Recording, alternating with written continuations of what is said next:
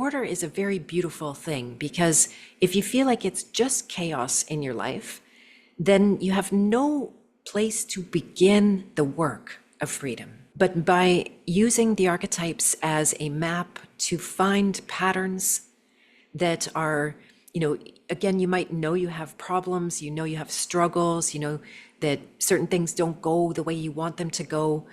But once you see the archetypal patterns of that, then it narrows the problem down. And you can be very precise and go right into those particular shadows. And once you learn, say, the shadows and gifts of an archetype, then you're able to explore it. 2, 1, 0. Hi, and welcome to Stellar Life Podcast. This is your host, Orion, and today we're going to talk about archetypes. We're going to talk about the hero's journey, how to find your life purpose, how to connect, and what was my current archetype for today.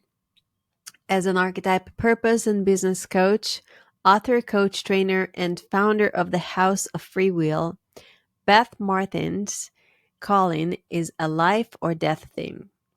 After a decade as a corporate VP in her family's firm, 8 trips to India, and 3 years battle with cancer 20 years ago, she used archetypes as a map to find the root of her illness and to save her life. Today, she helps true lovers find their sacred purpose and be valued for their life's work. I hope you will enjoy this show and you will find within the explanation your own archetype and some valuable information to help brighten your day and make you feel more connected, more happy, and more joyful. And now, without further ado, on to the show. Hey, Beth, and welcome to Stellar Life Podcast. Thank you so much for being here. Thank you so much for having me. It's really nice to meet you as well. Yeah, nice to meet you. I love what you're doing in the world. I'm very curious about your whole methodology with the archetypes. And before we begin, maybe you can tell us a little bit about yourself and what brought you to the work that you're doing today. Yeah, so more than 20 years ago, going on 25 years ago, I was working with my family's firm in the corporate world. And I liked the work, but it was actually killing me because the corporate environment is just so, punishing and mean and nameless and faceless. And instead of just getting out of it gracefully by saying to my family, I can't do this anymore, it's not in alignment with me, I unconsciously made myself sick with a stage 4 lymphoma. And so, it turned into an emergency, and then I had to leave, which was, what I wanted, but that's not how I wanted to leave. And I spent 3 years fighting for my life, doing everything I could possibly imagine or relate to natural wise. I was trying very hard to get a natural cure and avoid all the chemotherapy and radiation and cutting and all of that kind of thing. And then after a year... Did you manage to avoid chemotherapy?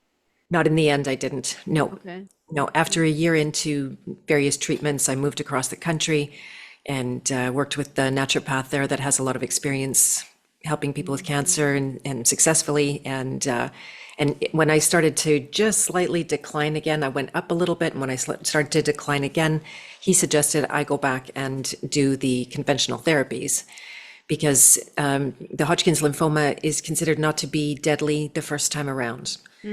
So I took his advice. I came back and went through reams and reams of chemotherapy, and that nearly killed me. I had a near-death experience doing that. What? And Really? in that near-death experience, I actually went into remission. I received a healing in that experience, and then I started to recover. I started to get better, but for all the chemotherapy that I had, I couldn't get past it. So in 18 months, I was diagnosed again a second time. And that's when the doctors decided that I was going to die. That's statistically what happens on a second diagnosis. They offered me a stem cell transplant, which is a very brutal, gory procedure, if anybody's familiar with that half the people die doing. So when I heard that stat, I realized that it was my time to face death one way or the other. And I needed to decide if I was going to do this awful treatment, that I would be in isolation for a year at least to begin with. And I decided, you know what, if cancer is going to kill me, I'll take that rather than this other awful treatment.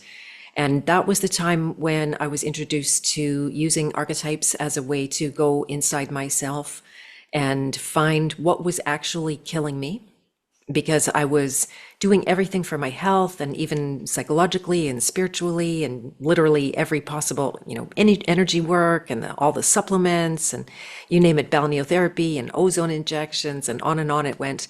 But I was still a dying person. So I thought, well, here I am doing everything right. There's something I'm not seeing. And so when I started to journey with archetypes and to bring up from the unconscious what was there inside of me, I saw how one archetype in particular was extremely out of alignment. I had suppressed it intensely. And in that suppression, I know now, I couldn't have described to you. And then so what I know now is that it takes a great deal of energy to suppress parts of ourself. And especially at the archetypal level, because that's blueprint, that's sacred purpose. And I'd just taken my foot and put it on the head of the rebel archetype in particular and said, no more, you're out of my life, we're breaking up, it's over. And then lo and behold, that part of myself wasn't to be put away. It doesn't work that way. When you try to suppress any archetype,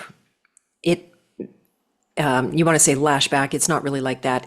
It pushes back. Anything that you resist, resists back, right? What you resist persists. Mm-hmm. So it expressed only in its shadow, trying desperately to get my attention. Now I talk about it like it's something separate from you. It's not. It's just more convenient to separate them out for the sake of discussion. And then so once I discovered that, then I was able to see that part of myself. I was able to reclaim that part of myself and begin reawakening to my rebel in a way that wasn't mired in the shadows. And next thing you know, I turned around in concordance with facing my death and being at peace with that and just saying, okay, if it's now, God, I'm going to come peacefully. And then those two things combined, I went from being a dying person to a living person practically overnight.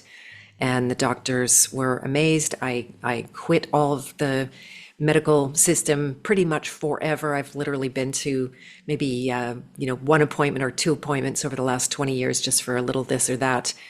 But so yeah, I took it in my own hands at that point, spent still several months, probably years, maybe even now detoxing from all of that poison that I took in. But nonetheless, I turned the corner and began to thrive. And that's when I decided that I was never going back to the corporate world. And I also knew that I couldn't just get a job because I was born and raised by entrepreneurs. And I saw the freedom of, your own movement in life, your own schedule, your own content. And so I just started my own business, going slowly, teaching contemplative arts and meditation and yoga because I'd been to India 8 times and it seemed like a good time to come out with something like that. So that's where I began. And it's evolved over time into a coaching practice where I now teach people how to use the archetypes and deprogramming system to find inside themselves what is draining their life energy at the root cause, right? I know people say that all the time these days, finding the root. But this truly is at that energetic blueprint level, finding inside yourself what is cooperating with death as opposed to going with life. So then that's how I came to be an archetype and deprogramming coach. I also train coaches now. The 2020, I think we're okay to talk pandemic. Pandemic, of course. Right. And so that inspired me to create my coaching certification training. I'm now running my 6th training, which I thought was going to happen maybe a decade or 2 later, but God said, it's now. And I also have a podcast that I host people. I had an awakening to my masculine feminine archetype, seeing how being born and raised in a feminist era that was encouraging women to hate men. I took it on. I owned that stuff in a really sad way, and then started my podcast in 2015 to redeem myself from that. So that's That's where I'm amazing. at right now. Yeah, there's so much in what you told me that like I have so many questions, but I want to go backwards with the story just because I'm very curious. Because I read recently the book from Anita Morgiani, I think that's her name, Dying to Be Me, and Okay. she had stage 4 cancer, no chances of survival, and she went through a near death experience and really healed within 3 weeks from that. Yeah, something miraculous that they never heard of. What was your near death experience like? Well, I've been, as I said, fighting for my life, doing everything possible, remaining positive, staying upbeat. I was meditating, and there came a point again, I was getting more and more sick as I went, especially from the chemotherapy by this point, because it's such a onslaught of poison to the body. It kills from the inside. And that's meant to kill the cancer. Of course, that's the theory Mm. why it works. But in the meantime, you're dying inside. You're becoming totally toxic, and Wow. every system is compromised by that. So incrementally over the first 11 months of chemotherapy, I lost my strength. I lost my ability to even like walk down the street and take care Wow. of myself. I ended up living with my parents. They were looking after me, and day by day I would lose some function or another. There was a time where I could at least sit up and sing to, raise my spirits, and I couldn't do that anymore, and I couldn't sit up anymore, and I couldn't use my hands anymore to Wow. do anything. And then so a night came. I write about this in my book that I have a copy of here. And a night came, Journey. or pardon me, journey. Yes, Yes. yes. And a day came that turned into a night, and I decided that I wasn't going to fight with death anymore. That I had been fighting and fighting and fighting, and I decided I was just going to let that fight go, and I surrendered completely to death. And I Mm. went into a void, and out the other side into a state of joy. So this was a very big shock to me because I thought I was going to cease to exist, or who knows, right? Everybody has their version of afterlife. I had a strong belief in immortality at that point, that I wouldn't die. But when I came face to face with death, it wasn't like the mantras and the beliefs and all of that kind of stuff didn't touch it. It was literally powerless. So I couldn't just be positive. But the discovery on the other side was so remarkable to me that there I was, having lost everything, right? I lost my job, I lost my house, ended up having to sell that to pay medical bills. My I goodness. lost the majority of my friends. I gave away my cats, all my possessions were gone. My body was nearly gone. And there I was with nothing, but I was completely full of joy. And so I learned a very powerful lesson in that moment, that and I call it joy, but it was more like freedom, and that freedom does not depend on anything. Joy is still a very high state, frequency. This is a whole different topic. I talk about ascension, myth busting, but that freedom itself is the most potent factor. And I saw how it depends on nothing. Yeah. No attachment, non-duality, just free. Exactly. Yeah, exactly. So I came back from that experience. I knew I was in remission. I asked the doctors to run a test. They confirmed it, that my cancer was gone. And the only problem is that they say that, you have to keep on doing the treatments. I refused them. I said no, but in 18 months again, I knew that I had cancer. Mm. And the doctors took some tests. They said, no, you don't. I'm like, yeah, I do. I know what that feels like now. And then another month later, they confirmed it. And so the journey went on. But yeah, that was the near-death experience. How did you change as a person after having cancer? Like, what changed in you? What set of beliefs were already gone, but got stronger in you, in your psyche, in your heart? Well, my alignment with life as opposed to death was the biggest change. I'm still working on that. I'll let you know. We live in a death cult. We're indoctrinated with death at every level, and it's a very What big does that training. mean? It means that we have an experience of scarcity and lack, and we have a financial system that's based on debt, and we are mostly driven by fear, which is a debt energy, is an energy debt, I should say. And, children generally are raised out of fear. Don't do that, you're going to die. During the pandemic, they say, oh, boogeyman virus is going around. You're going to die if you don't get this poison injection, and you don't, put a muzzle on your face, and you don't stay away from all your loved ones, and all of that kind of thing. So we, I'll say we, but people accept that because they already run death programming, right? Yes. And the less you run death programming, the less vulnerable you are to being scared by others or by yourself or circumstances or whatever it is. Yeah. So that definitely changed the distinction between life and death. So much, like everything changed in the end. It has been a complete turnaround. I knew I had the revelation, and I'm still working on implementing this, but I had the revelation again that it requires nothing to be fulfilled. So we go through life trying to accomplish this and do that and be recognized for this, and even answering the soul's calling. All of that, it is trying to fill up an empty cup. But it turns out the cup is not empty at all. It's already full. We're already free. We just don't know it. We don't have that direct experience all the time. Everybody has some experience of that. But again, due to the moments, that's right, exactly. But again, due to the programming, it can be very elusive, and it has no frequency. There's nothing to hang on to. And, even just using the word freedom, it doesn't really say anything. We just can share that word because we have a common experience, even if it's momentary.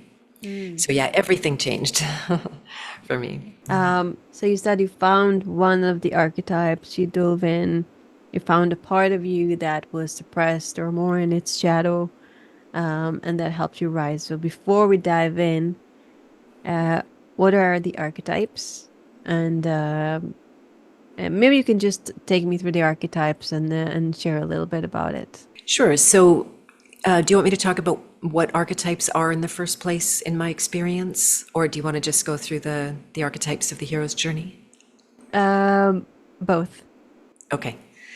Yes, I like to share this because my experience of archetypes is different than, say, Carl Jung, who is famous and credited for discovering them.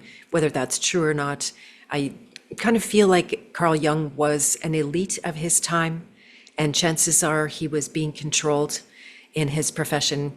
Nonetheless, he thought of archetypes as a kind of entity that could be like a demonic or maybe angelic. I don't think he used those words around it. But my discovery is that they are not entities, rather they're more like blueprints.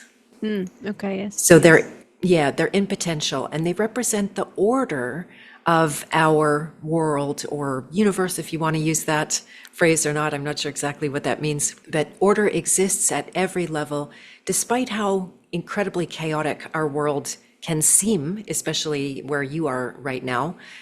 And so the order is a very beautiful thing, because if you feel like it's just chaos in your life, then you have no place to begin the work of freedom.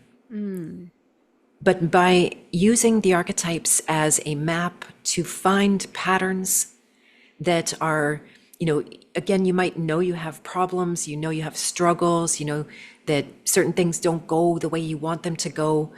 But once you see the archetypal patterns of that, then it narrows the problem down.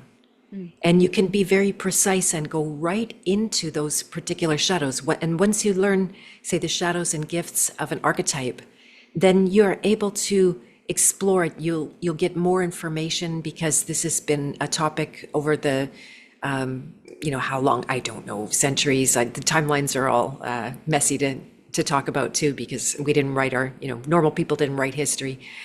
But nonetheless, they are, to me, very enduring patterns. And so once I can see somebody is the rebel, then they act like I can read their mind. Now, that's just one of the 8 archetypes that I work with. There's actually more in addition to that. There's 13 in total, but only 8 on the hero's journey. And so we can get to know ourselves. This is the biggest problem we have. We don't know ourselves, right? We're only aware of the smallest fraction of the layers of our human experience. Some people are literally not aware of what they do.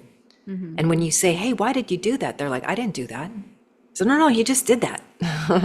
Or they'll say something and you say, well, why did you say that? And they're like, I didn't say that, right? They're literally not aware of it.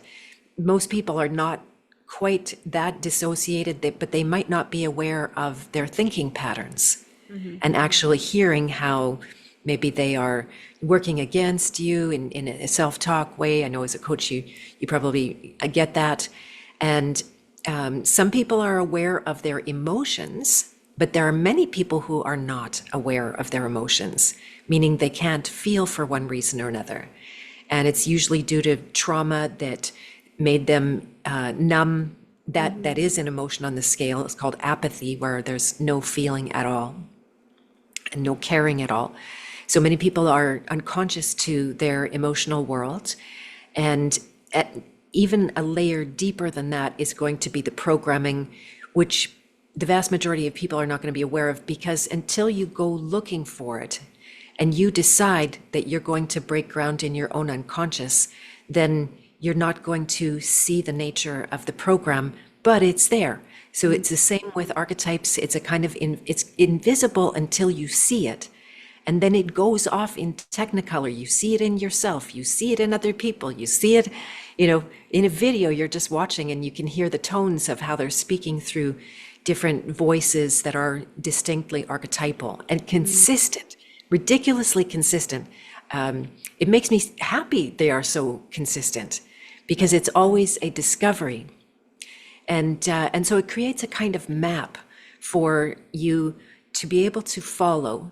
Now, one of the things that happened to me is, or 2 things in a way. In 2015, my father passed away. That's when I went very deep inside, and it was a kind of vigil day after day after day. I felt like a lot of healing had happened, but it wiped me clean. And I didn't know who I was anymore. I had no idea how to go back to my work. My work has a public face to it. I couldn't relate to where I was at. I was a completely changed being. So every night, I'm going into vigil, asking God, okay, what next? What's going to happen here? And that's when I started to, I'll say, download. Who knows about that? I'm just using that word maybe as a euphemism, but that's when archetypal energy started to appear to me. It actually could have been demons. I don't know. I can't prove it, but at every turn you can use and take anything that might be of a nefarious nature, and you can turn it into something good. I think in it totally in retrospect, that's what happened. So I began to distinguish the archetypes.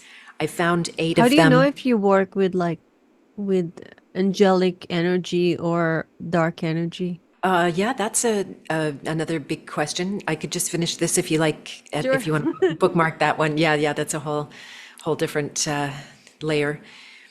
But so once I saw the archetypes, and it wasn't until about 2 years later, when my mom passed away, she was on the heels of my dad's passing, that I started to think about my archetypes more as a journey rather than just random archetypes that were meaningful, but together I hadn't seen how they actually fit. And so when I had that suggestion that they might be the hero's journey based on another body of work, I looked at my archetypes, and within minutes there it was, a meaningful order of archetypes that made up this The hero's journey itself is archetypal as well. So every person is going through the hero's journey, and you can't avoid it. Even if you're avoiding it, that's still a stage on the hero's journey.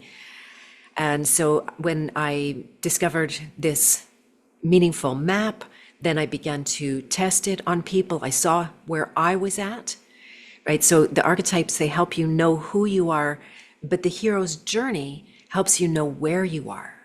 It gives you context, what's behind you, maybe what was left behind that needs to be cleaned up, and what's ahead of you that you're reaching for. And so it quickens the process. And so the archetypes are a good map, and then coupled with the deprogramming process, they are a very, very fast path to awakening, if you want to call it that. That's amazing. So which one was your archetype that you had to handle in order to heal? Primarily at the beginning, it was the rebel archetype, and it was a very big part of it. If you like, I could go through the hero's journey in order so that you could see, and I'll throw in a few things. This is in my book as well. And so everything begins with the child. That is the beginning of everything. It is the calling. That's when God is saying, hey, you're here for a reason. Your life is full of purpose. Are you coming? And so the child in the shadow might say, no, God, I'm not coming. You can't make me. It's too dangerous. I'm going to hide under the covers and go into denial and pretend I don't have a calling. Maybe just go along to get along. The child fears betrayal. They fear abandonment in their shadows. And at the root of that is that fear of dying that can drive them very strongly. You know, the gifts are accepting the calling and receiving the immense power of being close up with nature and having a direct relationship with God. So there's no middle person or interloper you can go direct to. And that moves them forward in the journey to the rebel archetype. So that's the second one where I had a lot of my struggles, or I discovered a lot of struggles. And so the rebel is awakened who has a cause. So the purposeful rebel is entirely different from the purposeless rebel, which you call rebel without a cause. You've probably heard that phrase before. The rebel without a cause will want to fight instead of work. Create chaos, create conflict. They love change, but the shadow rebel is going to make change just to avoid heavy work and doing something that is got consistency and focus. And that shadow rebel is going to fight in every direction just as a way to keep energy up in anger for the most part. They get slowly poisoned by anger, even though it feels good, especially because the child used to default in the lower emotions of apathy, grief, and fear. So once the rebel gets through lust and anger, it's easy to get attached to that fake power that they have. And in order to transit to the next archetype, they need to call on the warrior. The warrior's gifts are discipline and being able to stay the course, have endurance, to be able to build for the future, build out infrastructure, and do that hard muscle work. And so when the rebel graduates from that shadow place, they become a champion for others. And the warrior is vulnerable to not having discipline and not doing the work and backsliding to the rebel. But if they don't, and they become selfless in that process of realizing that they can stand up not just for themselves, but for others, then it moves them forward into the nurturer stage. The nurturer is very big in my world. That was also very big in the health struggle that I had 25 years ago, because I was busy trying to look after my family's business, but I was doing it at total cost to myself. Wow. And so I actually just ran a course on the nurturer because it's so big in my world. There's nobody who comes through my work that doesn't struggle with that. And so the nurturer is a beautifully gifted with generosity and loyalty and the will to really support others. But the shadows are a lack of boundaries, where they, say in a business world, they give a lot of service, but they don't charge enough to take care of their needs. They get stuck in the should I help them or should I help myself duality, which is a total false illusion, but feels real when you're in it. And once you are able to grow into clean boundaries, that moves you forward on the journey to the second half of the journey, where it's not going to be as much about the ego anymore, which is not bad. That's not a bad thing. That's just like your eyes or your ears or your nose. I treat it to be a creation of God, not wrong. But this is the time to transit from the ego to the soul of the journey. And so the lover has a strong value for truth and beauty. There's a lot of lovers in the truth community. A great deal of them come up as lovers. And they are the ones that are going to make life worth living. And always point out, even in the ugly thing, they're going to be able to find and point out the beauty. That is a superpower. But they are vulnerable to being obsessive and compulsive. So if you, again, just using the truth community as an example, how many have made themselves miserable by just trying to uncover one lie and the next lie and the next lie and the next lie. And our controllers don't mind because they keep feeding us the next lie and the next lie. And they get trapped in that cycle where they're never really finding the truth. They're only finding lies. And so when you come to your calling, right? Purpose is the elixir for every single archetype. And this is where the calling becomes less about me and how I can help people, and it becomes between me and God, direct, again, or me and the soul. And so you start to create from that place, and you are tasked to not hide out and try to get it perfect before anybody sees you, but to go and be part of the fabric of life and offer what you have and get that reflection so that it can be an organic, growing entity, or not entity is the wrong way to say it, but development inside yourself. And that moves you forward into the hedonist archetype. I'm on a mission to reclaim the hedonist because there's no positive word for this one. If you call someone a hedonist, they're not going to thank you for that. But to me, pleasure is a direct path to the divine on the awakened side. And it is also a massive trap, and one that is hugely weaponized against us because they know that we are pleasure seeking as a way to escape our realities, to escape our pain. And so as every archetype, it can go both directions. And if the hedonist finds the most deep and subtle pleasure of purpose, then it moves them forward into the king archetype. So the king is not vulnerable like the hedonist was to that addiction to pleasure, but the king is vulnerable to the addiction to power. And we can see this in our world. We have a lot of tyrants as examples to see what happens when they just run amok and do whatever they want, and they're on a feeding frenzy like predators, and nothing will stop them if they don't get stopped. And so the king is tasked with deep self-reflection, taking reflection from their own kingdom, from people, so they can continue to learn and grow. The awakened king has a strong relationship with God because there can be very few that would counsel the king by the time they get to that place in their life. And if they overcome the perils of pleasure, perils of power, they have to call on the alchemist, which is the so-called last archetype of the hero's journey. And so the alchemist is a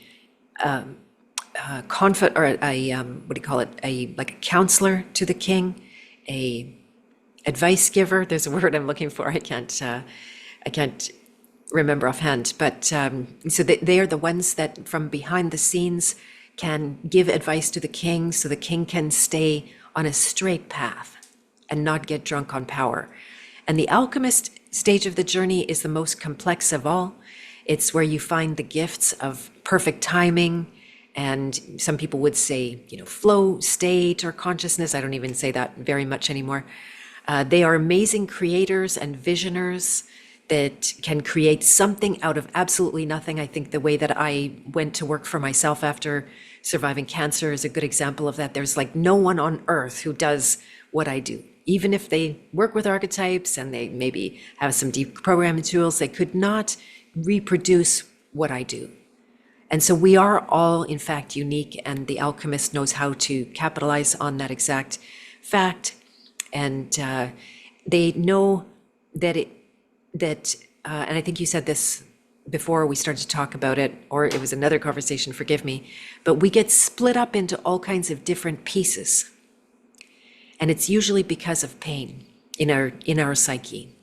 And so if you take the example of a child that went through a trauma of some kind, then if they didn't have the nervous system and the ability and the support to go through that pain at that time, they will put that pain aside. Mm-hmm. And so we become fractured and split inside of ourselves. And it's like we have parts, and the parts can be very much represented by the archetypes. But in reality, we're not parts. We're just one wholeness inside our being and throughout the world and with each other. That's, to me, the reality. I've seen that enough times to prove to myself that that's it. And so when you have parts of yourself, they compete with each other. They argue and they fight and they go into resistance with each other. And so the alchemist time is to resolve those fractures, to heal those fractures, to go and feel what couldn't be felt before, to strengthen. What's the shadow of the alchemist? The shadow of the alchemist is that you're unhappy about the state of the world, that instead of visioning and seeing the potential of yourself in the world, you just find everything that's wrong with it. That's awful. Right. Yeah, so it's grumpiness is a shadow of the alchemist. An unwillingness to be independent also can show up in an alchemist's finances, and experiencing all of the losses of energy in that resistance to feeling the pain or the discomfort that it requires to heal. I took the quiz on your website. Oh, good. What was your archetype? What do you think it is? Still getting to know you. I know, we didn't. If you had to guess. I'd have to ask you a few questions. Would you like me to do that? Sure. So what's the reason that you're doing what you do? Because I wanna fulfill my purpose and help the world. Okay. So it's got a little bit of nurturer sign to it when you want to help. Yeah. Who do I want to help? Everybody that I can help. I know that I have the power to really change people's lives. Sometimes just by being around them, I already create a lot of shifts, even when I'm not trying, even when I'm not talking to them. So I know I have this gift, and I just, it's about sharing it. It's about shining my light as bright as I can in this world. Nice, that's beautiful. So it's speaking to me of both the nurturer archetype and the lover archetype. The last thing that you said, shining your light bright in the world, is more lover. And I got the king. You got the king. Okay, so yeah, there you go. Yeah, I don't know enough about you at this stage, but that's fantastic. Yeah. But you know what? I mean, we're all the archetypes. We're everything. We can be the king in the morning, and as a mom, I'm the nurturer with my son, and I am the hedonist when I go out with my girlfriends. Don't do enough at all. And then I am the alchemist when I meditate and I connect. So I think it's very flexible with the archetypes. And of course, like you said, we're fragmented and we all have all of them.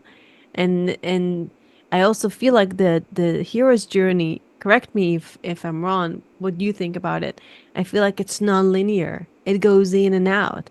And at some points, like we go from the nurturer to the hedonist to the lover to the alchemist.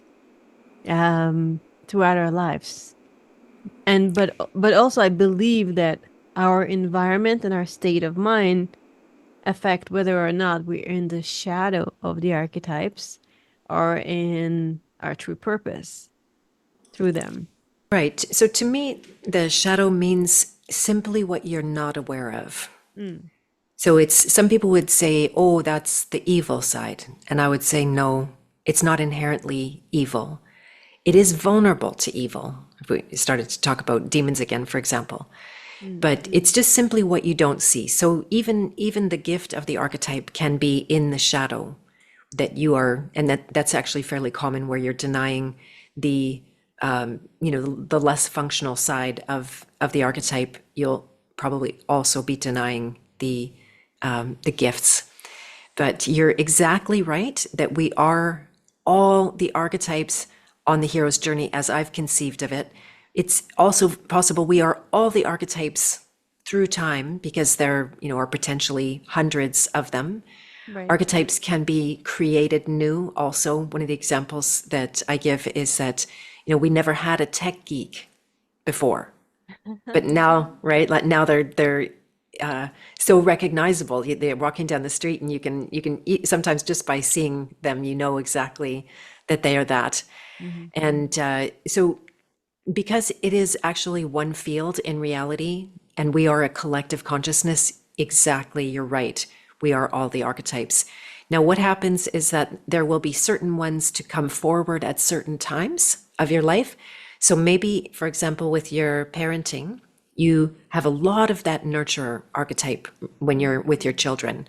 But possibly when your children are grown, it might not be as strong for you anymore. Right. And so then, the archetypes of the hero's journey, as I've conceived of them, are relatable to who I would call my people in my tribe. And I don't mean that they're mine. I mean they're the ones that have a similar blueprint, similar values, similar trajectory in their lives. And so I have yet to work with anyone who couldn't relate to all 8 of those archetypes as I found Right. them. And they don't seem to be random. They are ordered. It's just like our emotional life where you think it's just random. Oh, I'm feeling anger. Oh, now I'm sad. Oh, I'm this. Oh, I'm that. But there's actually a reliable scale that's on the shape of a spiral that they travel. And they're extremely consistent. So the archetypes are similar. One does naturally give way to the other, and you might be able to retrace that in your path to the king. Now, when you get to the alchemist at the so-called end of the journey, you're actually at the beginning of the journey again. Yeah, it's like a wheel. I got it. Okay, okay, explain it. So So yeah, I go from the alchemist to the child. How? exactly, because it's not a wheel, it's a spiral, Spiral. Okay. It means right? everything So is happening at once. no, it means that there are discrete steps and stages. So you've got the child and the rebel and the warrior and the nurturer and the lover and the hedonist and the alchemist and the king and the alchemist, pardon me. And once you're at the top, you're at the bottom again in order to go up. You're at the bottom again, the next Oh, I got it. I level. got it. It's like Yeah, when you reach one summit, you're going on a journey for the next one. you got it. And Exactly. when you're on that journey, again, you're going through all the stages with all the light and shadow parts. Exactly. But at a new level, Yes. maybe people might say at a new frequency. Super Mario level 2, level 3. I got it. Yeah, exactly. Exactly. And I could talk a little bit about why it's not going to actually serve to just keep on spiraling up. Okay, That's that's one of, yeah, that's again, we're indoctrinated to that in mhm. our life to go from low energy to high energy, go from a place of feeling like I can't to I can. And then we are said to have arrived and we're good now, and we get the approval of our society, our friends, family. But in reality, most people get disillusioned by that, right? When I got sick with cancer, I had a pretty good life. I had the money, and I had a nice car, and I had an expense account, and I had, the means to have fancy dinners and travel and do all kinds of things, but it was intensely disillusioning. I got to not the top, but a kind of top for me. And it didn't fulfill me. It didn't make me happy. It didn't give meaning to my life. So we are meant to be disillusioned by high frequency energy. And just like the scale of emotion is a map, the archetypes are a map. The purpose of the map is to get off the map. That's profound. So we go and we study all this to satisfy our thinking brain, just so we can be present in our heart and feel fulfilled regardless of our achievements. Yes, and the heart and the brain are not at odds. This is one of the illusions, and with a lot of indoctrination to support that. Everything works perfectly together. And so what I noticed is it's like the Buddhists say that everything is suffering. I don't know if you've heard that before, and I'm not a Buddhist, but I did a deep dive in that. And I went to Dharamsala though. oh, you did? I was there as well. I saw the I was Dalai also there. Lama there. It was awesome. Okay, yeah, he wasn't there when I visited, so Yeah. yeah. And I ate those like really cool I don't know what Momos. to- Yes, momos. Oh, Yeah, so good. I know they're awesome. Yeah, yeah, amazing. They're my favorite. And so all of this suffering, I asked God, why did you create so much suffering? I needed to know. And I heard this, that Beth, all of the human experience is a door, right? So what we tend to do is either avoid the door like the plague, again, not feeling, not perceiving, not going deep inside ourselves, or we get stuck in the door. This is actually a lover's shadow where you go into the emotions and you stay there, as one example, or you go into the archetype and you just cycle and you keep going around and around, or you go up, you're trying to raise frequency, thinking that you're running from death, for example. But it doesn't matter how high or how low the energy is, whether it's a thought or an emotion or a sensation, they are all doors to freedom. If you go through it all the way to the other side, and you see the program that anchors it as a reality for you, and you make a new decision to let that go, then freedom is always on the other side. So God installed an infinite number of doors to freedom, right? Whether it's an illness or a relationship or job or a business or anything like that. It's all, to me, the purpose of all of it is freedom. Beautiful. Can you share with us a process for someone who is avoiding the door or is stuck in the door?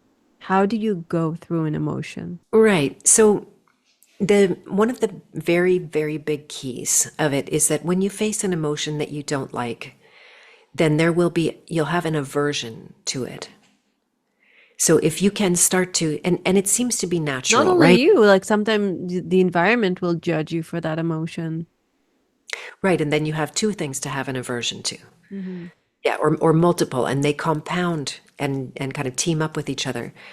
So one of the first steps is to be able to recognize there's two forces that we generally are going back and forth all the time between. And it's attachment, where we want that thing, say it's a good feeling that we like, courage, acceptance, peace, we love that. Or is it a bad feeling, although I won't go there, but and we have an aversion to it, some kind of pain that we perceive to have. And so by recognizing your aversion and using your discrimination to see whether it's attachment or aversion, it's actually the identical signature vibration. They're the same, even though one's pushing and one's pulling, they're actually the same action. And to be able to distinguish, does this give life or does this drain life? Mm. So if you start seeing, oh, it's draining my life to avoid feeling that pain, I've spent my whole life trying not to feel that pain, but it's sucking the life out of me. At some point, you're going to see all of the symptoms of that, whether it's bad health, bad relationships, just being misaligned in your values, or whatever it is. Things don't go for you like you want them to. And so that recognition, that discrimination, that's why you need your mind, by the way. It becomes like gold, because then you can recognize and choose life, right? The Bible says, which I'm not a Christian, but it says, and this is brilliant, it says, I place life and death before you. Choose life. Yes, I know that one. In Nice. Hebrew, you say, "ראה נתתי בידיך ובחרת בחיים." It's the same one. Beautiful. Yeah. And so that is the first step. Now you can also go a second step to opening your arms and your heart to that which is unlovable. Right? If we're going for a dark emotion, whether that's apathy, grief, fear, sadness, apathy, grief, fear, lust, anger, and pride are the main emotions that have a lot of pain with them. Pride tends to have more invisible pain. It's more hidden from us. But if you can welcome the unwelcomable, that makes a huge difference. And what that is actually doing is engaging your higher mind, because we can easily get by day after day without really using it. And so by engaging it, then you start to have more choice, and you can say, okay, if my freedom is on the other side, then I can feel this and I can welcome it. The question you ask yourself is, does this bring life or take life? Is me, let's say, being in fear right now, alivening me or taken away from me? What if it's taken away from me? How do I release it? Right. So that's the process that I teach. So once you allow yourself to feel it, then you've gone to a certain depths that would, if you went deeper, would allow you to see the program. So the programs are a discrete nature. There's not very many of them. They are universal. No person is unique with a program. They're like archetypes that they exist across the board. Everyone has a basic fear of not surviving. Mm-hmm. Everyone has a basic fear of not being loved and approved of. Okay. Everyone has a basic fear of not being in control. And everyone also has a fear of not being whole or one and being separate. And it can be endless number of expressions and variations, but they're all signature vibrations. And so once you are able to feel and welcome the emotion or the sensation or the belief or whatever it is, it doesn't matter. And then you ask yourself about the program, which of these programs is it that's giving me instructions from the unconscious, telling me that I'm going to die, telling me nobody loves me, telling me that I can't be one or whole inside myself or in the world. And so we're unconsciously listening to those instructions. As soon as you're aware of unconsciously listening, then you can again discriminate and make a new choice. Do I want to take instructions from an inanimate program that drains life energy? Or would I rather be free? And then it's a moment of truth. And you decide, I want freedom more than I want to hold on to a program, more than I even want to survive, more than anything. And so then also, we don't know that this is our operating system, right? Everybody's got the controls on their own operating system. It answers to you. Now you're giving instructions both consciously and unconsciously. And so our system has no way to choose which instructions to listen to. It's taking all of them. So if we're giving most of our instructions unconsciously, then with this process, you can learn to give instructions to the programs and say, hey, I see you, I love you, but I won't be needing your help here anymore. And if it's done with love and not fear, that program listens to you. That's very cool. It's the same idea of that when I do hypnosis. It's the same idea where you take things from someone's like when I work with somebody, we go into their subconscious mind, we find a program that goes to the same basic programs that you said, I don't belong, or I'm going to die, or whatever program it is, and then you bring it to life. And the moment you have conscious awareness to that program, then you have the power to choose and change it. Because when you're in the realm of, I don't know what I don't know, it's very hard to make any decision. Your subconscious mind is running your life. But when you have the awareness of, this is what I know I don't know, or like I know what's going on here, I can change it right now. Exactly. Yeah. Yeah. Yeah. And I want to That's ask you, beautiful. let's say fear, we talked about fear. When is fear necessary? When one will make the choice of, this is fear and this is enliven me. Why would fear enliven me? Why would fear give me energy or be good for me? It isn't, in my experience, at all. Mhm. Many people will argue, I've had this argument that everyone says, oh, we need fear because it's protecting us. We have But enough.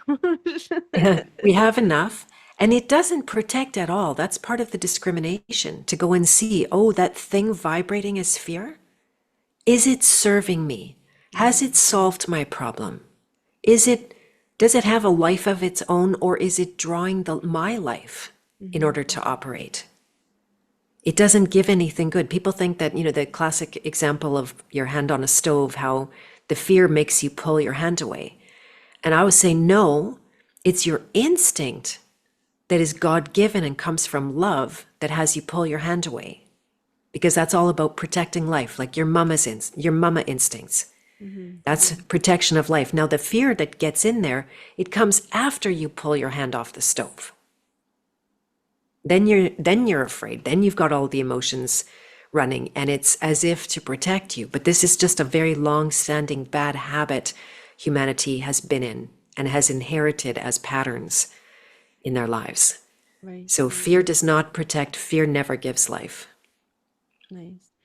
I want to go back to a question I asked you closer to the beginning before we even started the archetypes, which was when you connect to God, source, universe, energy, how do you know that you're connecting to the right energy? How do you download the right information? How do you know that the beings or whatever it is that you're working with are the good guys? Well, it's a very good question. And the bad guys come in disguise, in my experience. Yes, they So do. there were times when I have encountered beings that I thought were not necessarily angelic from my side, but Mother Mary or Mary Magdalene or different figures that we were looking into, Ishtar. And it was as if I was downloading them, and it would give me an experience of some kind. So it would make me feel happy or high or joyful or in love or something like that. It would give me an experience. I would get high from it. And so my relationship with God does not make me high. It's Mm. a presence. It's a source. Again, the difference, and this is what you can use your mind to distinguish the difference between high frequency energy and life itself.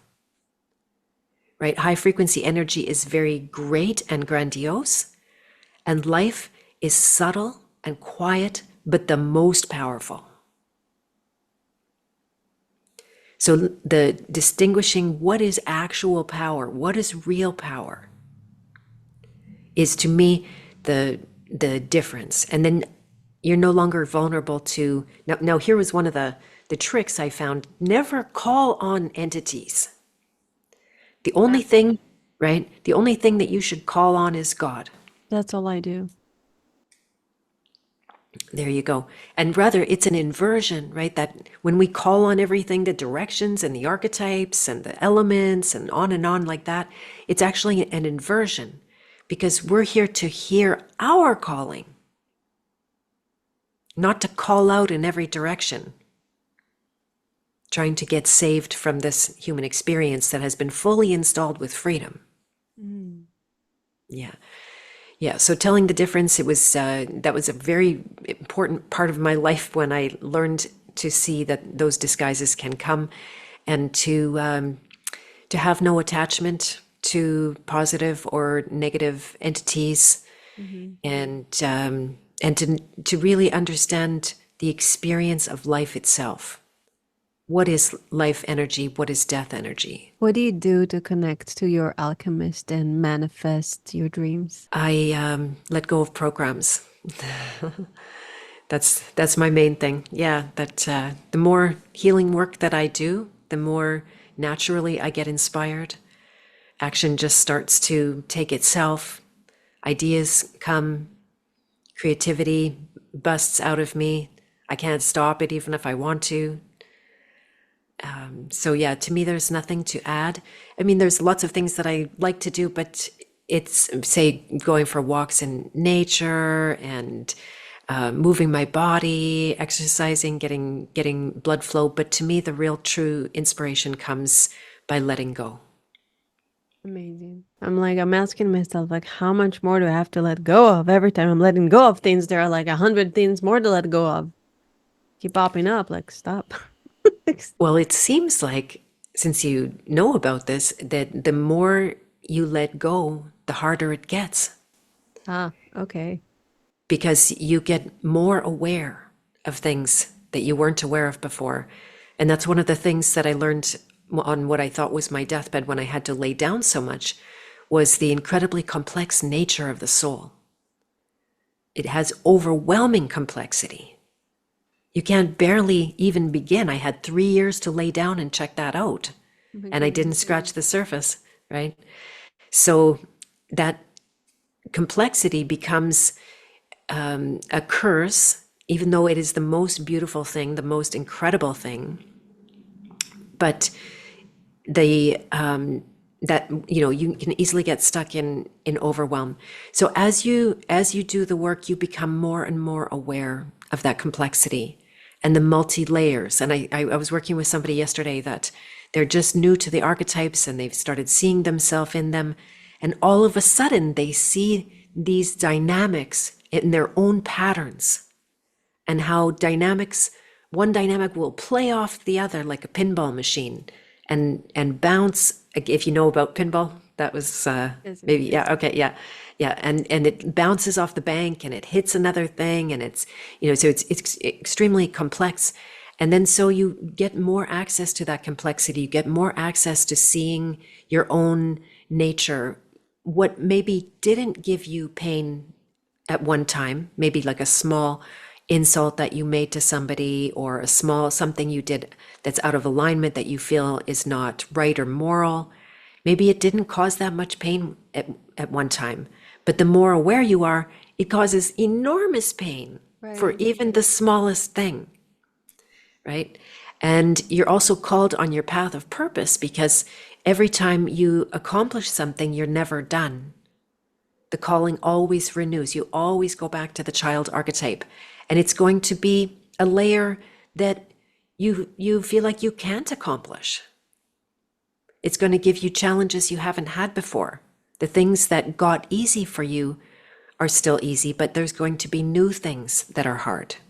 If you're still on your hero's journey, you're still accepting your calling. And so the work gets harder. That's not a way to, what do you call, advertise to people like, oh yeah, I want the thing that gets harder. But it is the gift of becoming fully alive Yes, and of course. bringing all of our matter to consciousness. And what people don't realize, like, yes, it gets harder, but freedom really truly is. This is not lip service, and you can make the experiment for yourself to see if freedom is on the other side of every hard experience. And the alchemists know it doesn't need to take a long time,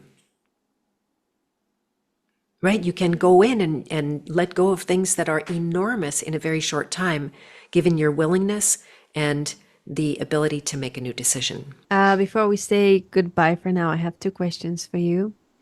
One is, where can people find you, and what are your three top tips to living a stellar life?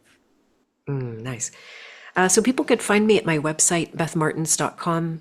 I'm on several social media outlets like I call it Facebook and Twitter and Instagram. Telegram is my favorite because that's where I can have personal interactions. That's where posts can't be taken down. There's still bots and stuff like that, but that's where most of my exchange takes place at my King Hero channel and chat over on Telegram. I have the quiz at my website that you did and came up the king on. And in 10 minutes, people can find their path of purpose and what the focus is right now for them, where they can start working right away to awaken any shadows that they find inside themselves. So a lot of people do that quiz and get a lot of value from that. We're going to have an event coming up in the next month or two. I'm not sure. Do you know when your podcast is coming out? Probably in the next month or two. In the next month or two. Okay, so it might be in good time for that. So if you come and do the quiz at my website or sign up for my Ascension Myth Busting training, then both of those will get you in the queue for the archetype event that we're going to be having. That's going to be all about dissolving inner conflict and marrying the opposing forces that we suffer all day long. Yeah, so those are good things. If anybody wants to talk to me about coaching, they can sign up on my website to talk to me one-on-one and we can have a conversation.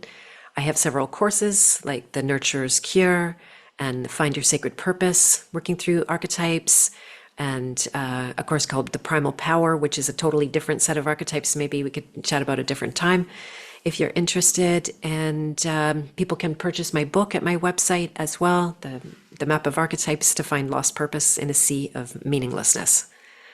So I think that's all. You can join my podcast on any like YouTube and Rockfin and Rumble and Facebook again. So those are all free. I also, if you don't mind if I say about the House of Free Will, which is my private member association, and very small but amazing community where we are all solutions oriented. We don't talk about things that are scary if we don't have solutions, and it can be in health, in law, in EMFs, that's part of your health or mindset, or I've done a training there in the deprogramming, for example. And by becoming a member of the House of Free Will, you can do so by application, and you get access to a huge library of workshops and live events and fellowship that we do every single week, which is coming up today. And what are your 3 top tips to living a stellar life? 3 top tips would be: allow what is trying to capture your attention to do so. Rather than thinking that distraction is going to be protecting you at any way, whatever is trying to get your attention, whether that's your child or that's pain in your body or that is a sign from God, then allow it to have your attention. Everything needs your attention, and also to be discriminating with your attention at the same time, so that if you're paying attention to too much things that are scaring you and you see the life draining out of you, then you might realign how you spend your time in the company that you keep. So I think that's 2. And for living your best life, it would be to see what part of yourself that you're rejecting. What are you pushing away, whether it's a situation in your life or an experience inside your being? What are you trying to get away from or prevent? Look at that. And you can only heal what you can feel. So to practice that is a skill. Beautiful. I'm writing it all down so I can recap it. Thank you so much for this interview.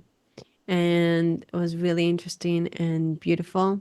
It was a pleasure meeting you, and thank you for sharing your light with the world. Thank you so much for having me. It's been a total pleasure. We're right on the same page. I love that. Yeah. And thank you, listeners. Remember to allow what is trying to capture your attention to do so, yet be discriminating with your attention. Embrace the part of you or a part of your life that you are rejecting, because you can heal what you can feel. That was it. You can only heal what you can feel. You can only heal what you can feel. And have a stellar life. This is Orion. Till next time.